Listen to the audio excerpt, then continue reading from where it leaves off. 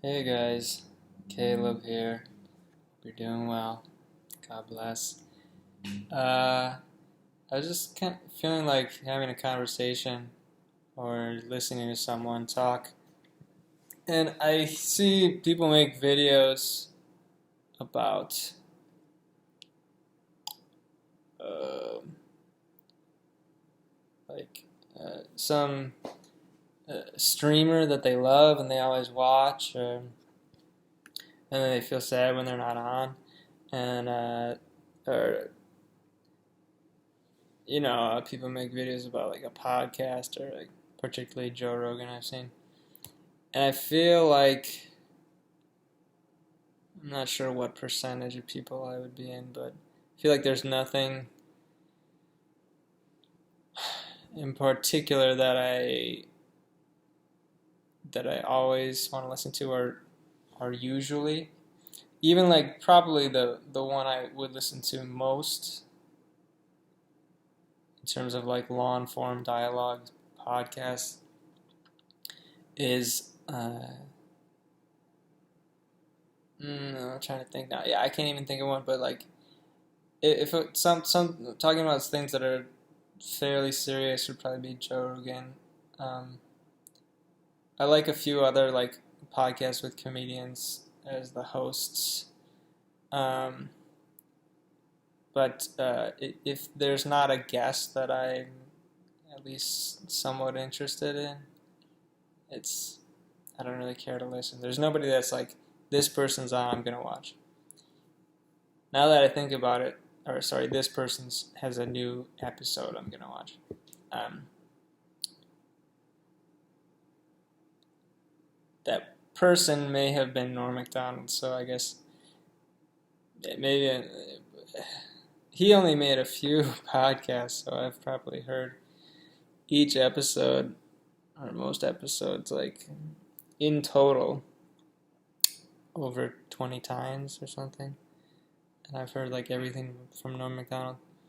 So I feel like but he's gone, so I feel like there's nothing, other than just listening to those over and over again. I feel like there's no one, even when he was alive, I guess this would be the same in terms of hearing new things, um, new episodes frequently or daily or whatever. Um,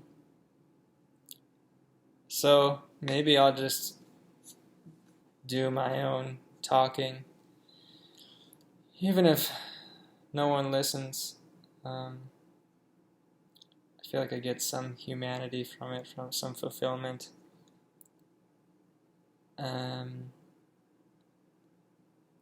Maybe it's just delusional or sort of a placeholder that's not as good, but better to have something than nothing. Um, so anyway, yeah, I've also felt a little bit like I feel very happy and I'm content, but sometimes I think like, what else would I want? There's some things that I want, but not that much. Um, but I've felt that way most of my life. Um, Apart from it's just that I feel like I would be very happy with just like a single room, tiny house, um, just being left alone, and I would be a little bit more happy with like a mansion and a ton of stuff. Um, and I know human nature enough that the joy I would get from those things, from a mansion and a bunch of stuff, would probably wear off. I think just having something to occupy yourself that's at least fairly interesting um, is brings a good amount of joy, like what you need. Um, you know, after obviously like food and water and all these basic necessities. So yeah, so that was the main thing I was thinking about right now. Um,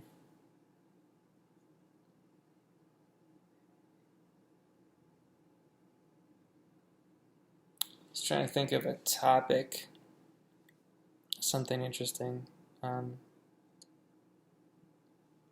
I I enjoy finding good deals and um, buying something for a low price and selling it for a high price. And so the the stock market is an easy sort of go-to, or not the crypto market, in terms of finding things that are not expensive and selling it for more expensive, and because it's so liquid and it's just easy to get in and out of, and you don't have to store things like if it were physical. But um, the thing is that it's for basic metrics, it's unless there's a huge crash, it's very hard to find things that are cheap. Just to give an example for anybody who's not real familiar, like when there was a huge crash, you could look at like a company that was growing and the value of its assets were far more than the current value of the company based on the market. And it either didn't have debt or low debt, and it had a lot of cash on hand. That would be a company. The ratio of price to earnings ratio was very low. That all of those things together would be like, I think you could talk to nearly anyone and they would say that likely is very undervalued. Um, you have to look at also the industry it's in, and maybe it's on the precipice of dying, in which case it might not be might not be overvalued, it might not be undervalued, it might be overvalued, but if it were in something that didn't seem that it would be overtaken soon, that would probably be undervalued.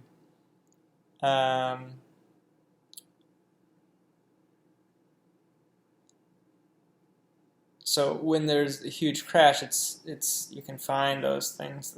It's like maybe most stocks are like that. But when things are like raging on, it's like the stock market's pretty high right now. It just took a tumble, but it's still pretty very high. It's extremely hard to find those types of deals, and yeah, the market really seems to move in unison. It's not.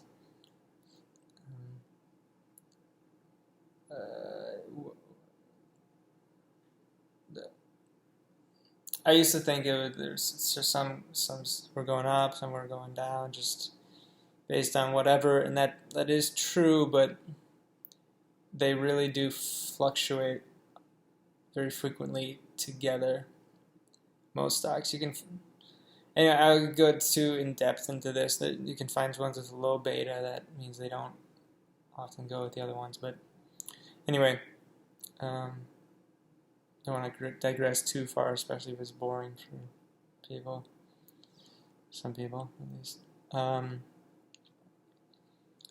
So I thought it would be interesting to look into sort of buying and selling of other things, but I didn't want to deal with like inventory and like checking products to see if they are good from wherever I bought them and all these sort of things. So kind of brings me to a point of not sure what to do.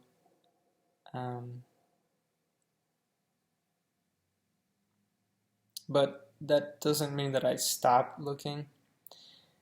And I don't know. I do. I feel like I enjoy it somewhat, but also I enjoy singing a lot. I enjoy arts a lot. Um, and something I've been thinking about lately is like when I do one of those things, in terms of like something more technical or logistical, um, and then I really feel like doing something creative, and vice versa. And again, I'm not sure how much other people feel like that, but um, uh, I don't feel so good if I'm doing much of a certain one or another. I would say actually, okay, maybe that's not entirely true. If everything was just doing creative stuff, I actually think I'd be quite happy if I just were to perform all the time and didn't have to think about any sort of anything with money, anything with property, all this stuff. I still had it, but I didn't have to like manage it. Um, I think I'd be quite happy. Yeah. So I guess I lean more that way. And it could be that even that I train myself to pay more attention to these technical things, and for a variety of reasons. One being it can help with survival. Two being it's you're putting yourself out there much less or not at all if you're dealing with technical things. Whereas if you want to go on some sort of creative endeavor, you're I can't think of a situation in which you're not going to be putting yourself into the world for people to be critical.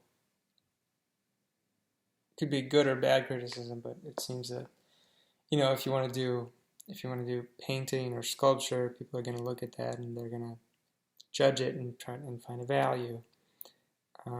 If you are acting, they're going to say it's bad or good. If you're singing, they're going to say it's bad or good. If you're dancing, they're going to say it's bad or good, in their opinion at least. But if you maybe it's not entirely true. It can be. No, I think because yeah, if you're doing something like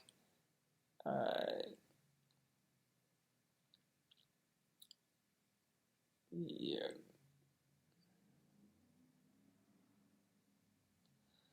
I'll just say um, well, maybe writing code. Nah, not even that. I guess the most straightforward is, yeah, if you're doing some sort of trading, buying or selling or importing, people are just gonna either buy it or they're not. And if you're just, I wanted to bring up another example, but I guess the most clear thing is like trading stocks is like nobody's judging if you're trading well or good. It's either you just sell it for a higher price than you bought it for, or not. So, yeah, I mean, I guess those are two sort of extremes in terms of judgment by people and not for your work, and um, no judgment.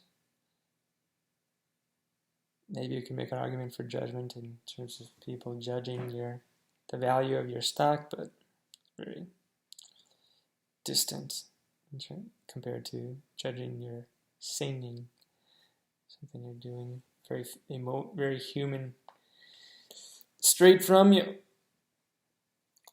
Ah, I've been doing reaction videos, which I find joy in. Some people got really mad at me um, for being at all critical of Michael Jackson. which I understand. People are sensitive to criticism of someone they like or love, certainly. Um, but I try to be respectful always and just say this is my opinion, and um, you can have yours. That's fine. But people, I notice even from Norm Macdonald's death, that people don't really care. Um, if you ca- caveat caveat something by saying like this is just my opinion, they don't want to hear something negative about someone they love. Because there's this author Malcolm Gladwell who wrote the 10,000 hours principle. He writes a lot of books and about um, I don't know, kind of things maybe people have overlooked or yeah, maybe haven't brought to light really in society or haven't even found out. I think he was the first person to come up with the 10,000 hours rule, which means like to be an expert, you do something for 10,000 hours. You have to. Which to add to that, if you want to be like pretty good at something, it's or okay at something, it's so much greater the difference. Um, it could be like 100 hours to be like pretty good at something, and 10 hours to be like okay, but to be expert, that's I think that's 100 times more, right? 100 times 100.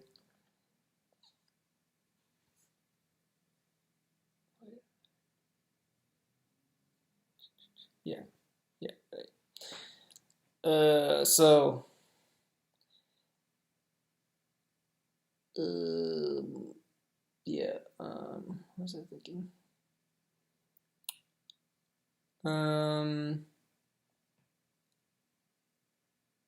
yeah, I guess that's why you see, like, some of these people want to be professional athletes, but, maybe they've only played 1,000 hours, 5,000. I guess it's probably not like an ultra strict rule, but I would guess that that certainly applies to something like basketball. Not completely sure, but yeah. Um, One weird thing, man, I'm getting sidetracked, but the most fascinating NBA story for me was hearing about Dennis Rodman. That he got kicked out of his mom's house, and then he was a janitor, and then he was like ran a janitor to some school, and he started playing with some guys, and just from that, a coach saw him, got him to go to the school there, play for him, and then he went to the NBA. So it was like he wasn't even going. He wasn't even trying to be a professional basketball player. He wasn't even in the NBA in college basketball, but he got pulled into it, which is amazing. I think that's truly amazing. That's truly a talented um, person to be able to be that good that you just start. You play and you get scouted. I never heard anybody else be scouted into college from like just guys playing and for fun. I never heard that, but yeah, Dennis Rodman. His life is pretty wild. I really respect him for doing unique things like just that he would do. I um, I certainly didn't have the guts to do that before. I think I pretty much do now. One thing, uh, I guess along those lines is like um, the uh, I used to watch bands like punk bands, and they would put like eyeshadow on, and I thought it looked pretty cool, but it would be a big no-no in where I grew up, which is in the Midwest. Um, I feel like once you reach a certain level of fame, people kind of let you do whatever and don't really. They just go, "Oh, that's that guy." But if you're not that, be very judgmental. Or I don't know. I just feel like it doesn't affect. Maybe this is my own uh, naivete in thinking that if I were that famous, the stuff people would think or judge me on, I wouldn't care so much about. I don't know. I do really feel that way, but just because you feel that way doesn't mean some way it doesn't mean it's true. Um. Oh, sorry. But anyway, I thought that was cool, and like, um, I don't know if I'd like painting my nails, but it feels wrong saying that.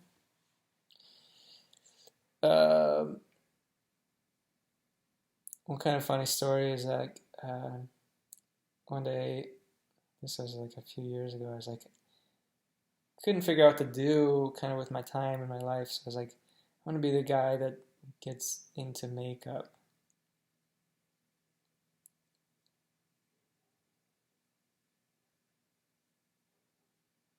So anyway, I found some and I tried trying to figure out how it worked. I had no idea. And then I like dropped it and the case like broke and I got freaked out and put it back and I never tried again.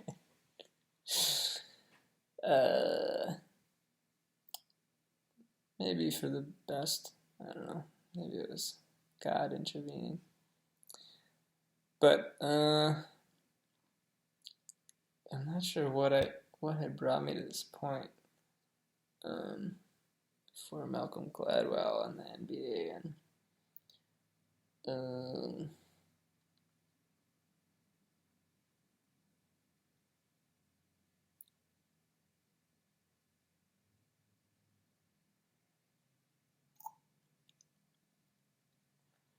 I found out this thing called microaggression. No, microneedling, and so like it. I was like, oh, this is not true. This is not gonna work. Like I just was ignoring it, and I kept seeing it. So I looked into it, and apparently, like even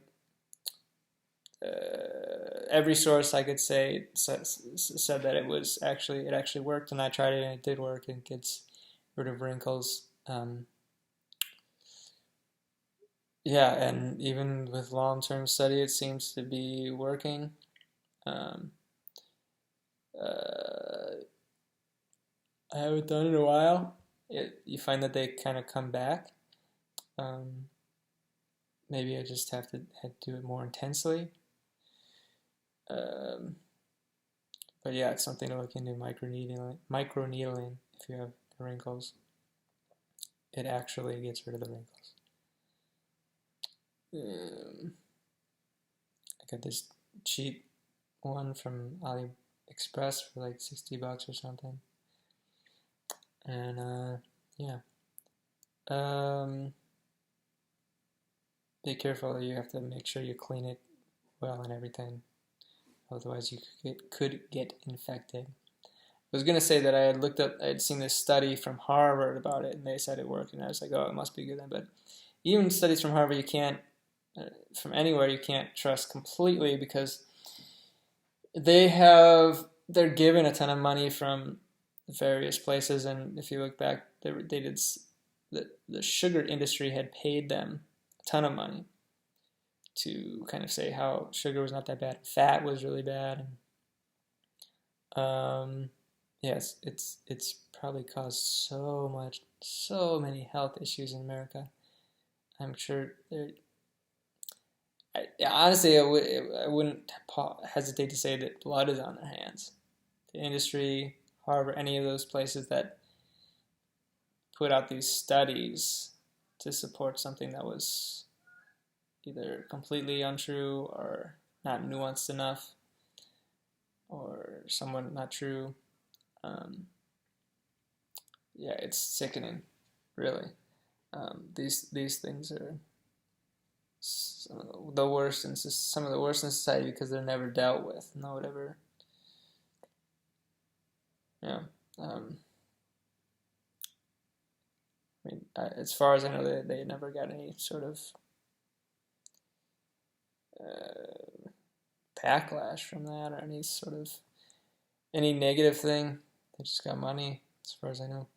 So there's this fruit called the miracle fruit that apparently changes how things taste, and I really want to get it and buy some, but uh,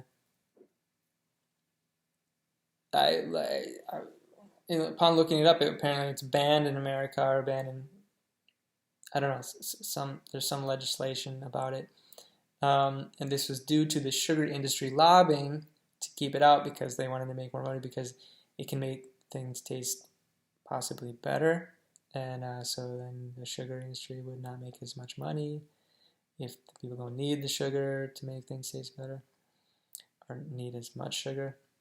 It's just insane. It's just a fruit grows on the tree. It doesn't. It's not like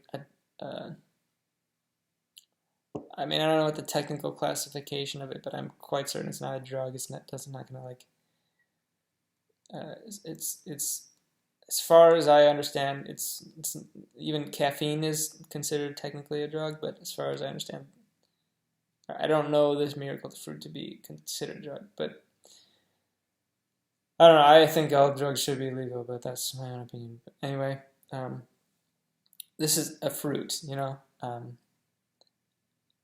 Uh, I guess someone could say that. I've heard. I don't know if peyote is a fruit.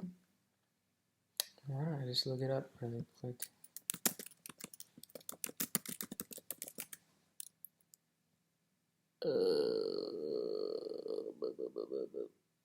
Yeah, I guess it is. Okay.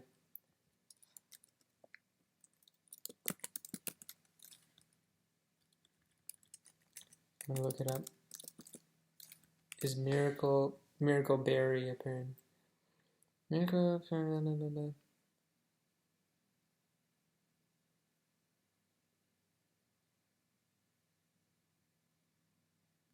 I don't see that it says it's a drug, so it doesn't look like it says the miracle berry contains a glycoprotein that has the ability to change taste, altering your perception of sour, sweet, and other flavors. So apparently, if this is not something that's verified. I'm just making this up, but like you could eat like cottage cheese and it would taste like a strawberry. I'm not saying that's how it is, or that's an example of what it does, but I'm saying I've heard like it changes things drastically in the way that you how they taste, how they seem to you. Um, yeah, apparently some people have like parties where they get together and try a bunch of stuff, and this berry. Um,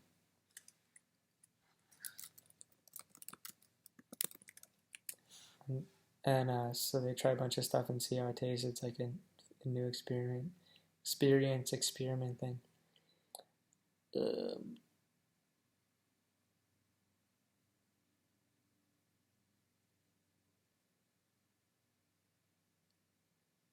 so it says the FDA banned it.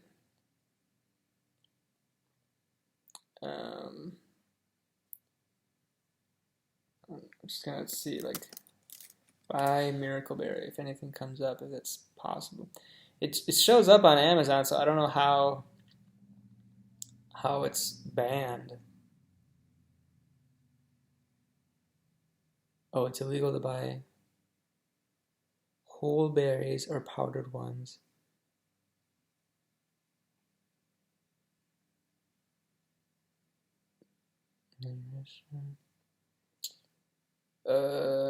Yeah, I don't know how it's illegal. Maybe they just don't enforce it, but it looks like you can get it on Amazon. It's quite expensive, I think. These berry tablets, it's like $1.70 a tablet. So I don't know. Well, let me look over the reviews for this. Tripping. Um, This guy says lemons taste like lemonade. Um, Mustard tastes like really sweet mustard. Sriracha tastes like sweet chili sauce. Oh, he says cheese, no effect. Jalapeno, no effect. Chili pepper, no effect. So maybe it was not as extreme as I said, but um, but yeah, still some effect. I'd still like to try it. This person said strawberries tasted like the yummiest, stripest strawberries I've tasted. And salt and vinegar chips tasted like salt and sugar chips. Similar to how McDonald's fries are seasoned. Most other foods had little to no effect. Oh, they put a bunch of stuff, but it's only about 5 or 6 things examples they had. So people apparently it's okay, but it's not amazing. Anyway, glad I looked that up. So yeah, I don't know. I'm just talking pretty long. Getting kind of hungry. Maybe I'll call this the Caleb podcast for people who like things.